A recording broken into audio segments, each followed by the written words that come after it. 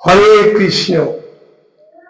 আজকে আমার ভিডিও বিষয়বস্তু হচ্ছে মানুষ কোন বয়সে কি রকম আচরণ করে। তবে সব মানুষ নয়, যারা কৃষ্ণ ভাবনামিত, কৃষ্ণকে নিয়ে চলাফেরা করছে, তাদের কিন্তু এরকম ঘটনা ঘটবে না। আবার শাস্ত্রে যেটা বলেছেন, কৃষ্ণ ভুলি যেই জীব অনাদি বহির্মুখ, অতএব মায়া তারে দেই সংসার দুঃখ। কৃষ্ণ ভুলে যেই জীব থাকে অনাদিকাল, তাদের মায়া সংসার দুঃখ দেয়। তাদের নিয়ে আমি এই কথাটা বলছি যে মানুষ কোন বয়সে কি রকম আচরণ করে। শুনুন, বিষ্ণু পুরাণে বলা হয়েছে, জলজা নবলক্ষানি স্থাবরা লক্ষ বিংশতি ক্রিময় রুদ্র সংখ্যকা পক্ষিণাং দশ লক্ষণ ত্রিংশ লক্ষানি পশব চতুর্লক্ষানি মানুষা। নিশ্চয়ই আপনারা কীর্তনে অনেক জায়গায় শুনেছেন, 84 লক্ষ যোনি ভ্রমণের পর আমাদের মানব জন্ম হয়। তাই এই শ্লোকটা বিষ্ণু পুরাণে বললাম, জলজ প্রাণী 9 লক্ষ বার এবং বৃক্ষ লতা 20 লক্ষ বার, স্থাবরা লক্ষ বিংশতি, কৃময় রুদ্র সংখ্যা, কৃমি কীট সরীসৃপ 11 লক্ষ বার এবং পক্ষিণাং 10 লক্ষণম, পক্ষী 10 লক্ষ বার, আর 300 লক্ষানি পশব 30 লক্ষ বার পশু, চতুর্লক্ষানি মানুষা 4 লক্ষ বার মানুষ জন্মগ্রহণ করে। আমরা তো সামান্য একবার আছি, এরকম 4 লক্ষ বার জন্মগ্রহণ করব, তাহলে আমরা যেরকম কর্ম করব সেই অনুপাতে ফল পাবো। আপনি কৃষ্ণকে ছেড়ে দেন, ভগবানকে ছেড়ে দেন, আপনি কোন রকম ভাবে কি আচরণ করবেন সেটাই জানা যাবে।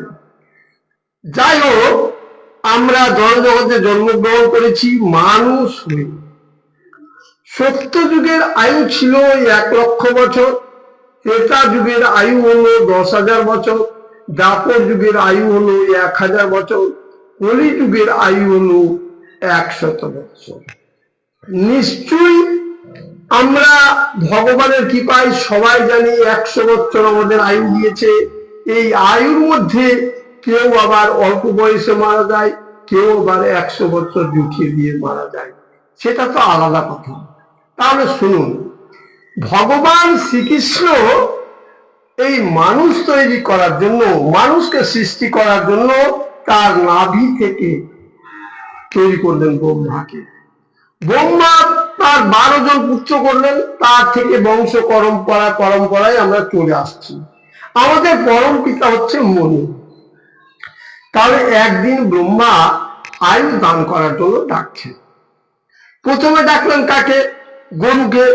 গরুকে বললেন যে, হে গরু, তোমাকে আমি 30 বছর আয়ু দিচ্ছি, তুমি এই আয়ু নিয়ে এই কলিযুগে থাকো।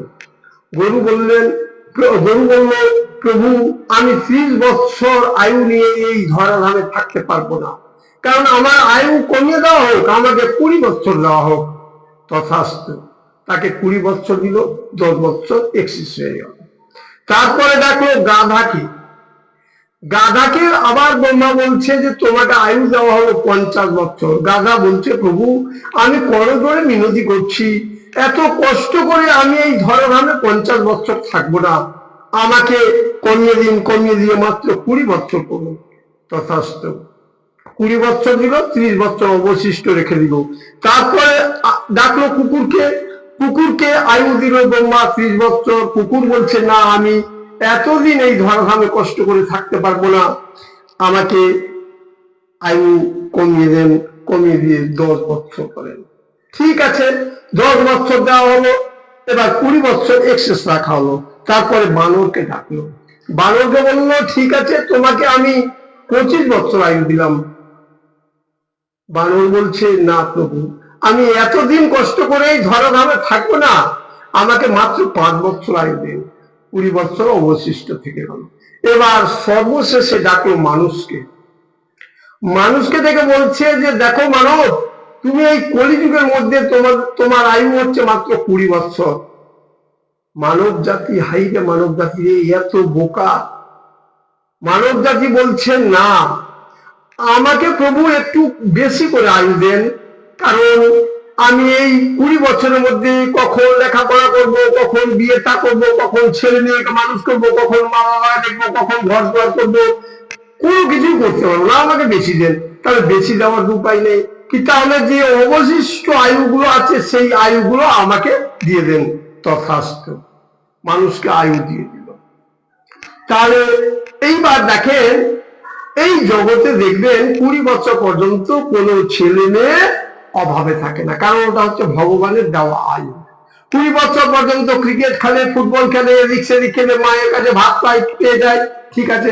20 বছরের পরে সেই গরুর যে 10 বছর আয়ু দুটো আছে, সেই 30 বছর পর্যন্ত গরুর মতো খাটে, তখনই বিয়ে থা করে, বউকে নিয়ে আসে, বউকে খাওয়াবার জন্য সে একটু খাটে, খাটার পরে তারপরে আয়ু যখন শেষ হয়ে যায়, 30 বছর শেষ হয়ে যায়, 30 বছরের পরে আর গাধার সেই 30 বছর, অতএব 60 বছর পর্যন্ত একদম পুরো দমে গাধার মতো খাটে, কারো দিকে কিছু দেখা দরকার নেই, কেবল খাটে। গাধা যেরকম খাটে সেরকম খাটছে, খাটার পরে তারপরে আয়ু যোগ হচ্ছে সেই বানরের মতো। বানর যেরকম এগাছ ওগাছ লাফিয়ে বেড়ায়, তদ্রুপ লাফিয়ে বেড়াচ্ছে। তার আগে কুকুরের যে আয়ু, কুকুর হচ্ছে প্রভুভক্ত, গৃহ যোগায়, সেই গৃহ যোগায়, এই যে এইরকম ভাবে করে, এইভাবে চলাফেরা করে।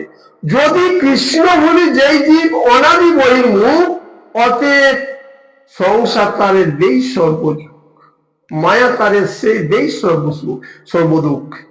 হরে কৃষ্ণ।